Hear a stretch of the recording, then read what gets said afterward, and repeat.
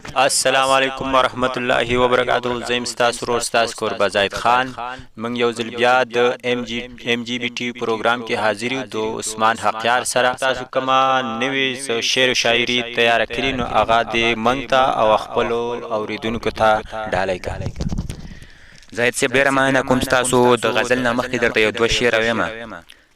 په زړه محکم و بس ستا سترګو مجبوره کړمه، زه مین نه وم چې تا راته کتلي نه وې، او په دې پوه نه وم یارانو چې به بیا زخمي شم، په دې پوه نه وم یارانو چې به بیا زخمي شم، ارمان ارمان چې پر هرونه مې ګنډۍ نه وې.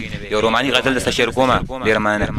ستړې لمحې د ژوندانه پاتې دي، ستړې لمحې د ژوندانه پاتې دي، یو څو یادونه را سره پاتې دي، او زما زړګی په دې مالت کې اوسي، زما زړګی په دې مالت کې اوسي، رقیبه ستا نه پکې څه پاتې دي، او چې وېرېدم د څه نه هغه وشو، چې وېرېدم د څه نه هغه وشو، چې څه مې خوښ نو هغه پاتې دي، مرګي مه راځه لا ډېر تنګ یم.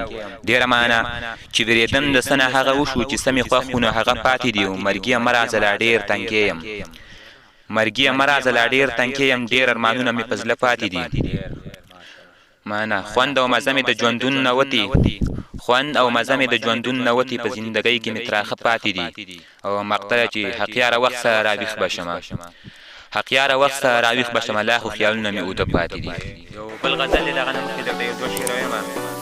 تقدیره ما سره به دا یوه سودا کوې ته، تقدیره ما سره به دا یوه سودا کوې ته، یا به جانان راکوي یا به رانه ساه اخلي، او ښکاري چې بیا دې نن چا د حسن کړې نشه، ښکاري چې بیا دې نن د چا د حسن کړې نشه، چې ځي په لاره قدمونه وارخطا اخلي.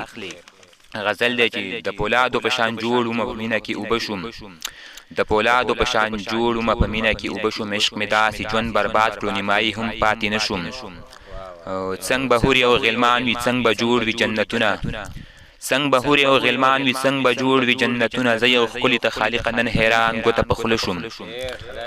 ډېره مننه. څنګ به هورې او غلمان وي څنګ به جوړ وي جنتونه، زه یو ښکلي ته خالقه نن حیران ګوته په خوله شوم، او زخمي شوی وم یارانو د خپل ځانه خبر نه وم، زخمي شوی وم یارانو د خپل ځانه خبر نه وم، په خپل حال مې هله پوه شوم چې پر هر په زړه شوم، او ښکاري لاړمه تباه شوم، په ایمان مې ویره وشوه، ښکاري لاړمه تباه شوم، په ایمان مې ویره وشوه، چې د خدای مخ ته ولاړم ستا مخ ته په کاته شوم، او مقتله چې زه حقیار دې کړمه داسې د جانان د مینې زوره، زه حقیار دې کړمه داسې د جانان د مینې زوره، ستا په یاد کې مې جړلې په سلګو سلګو وده شوم.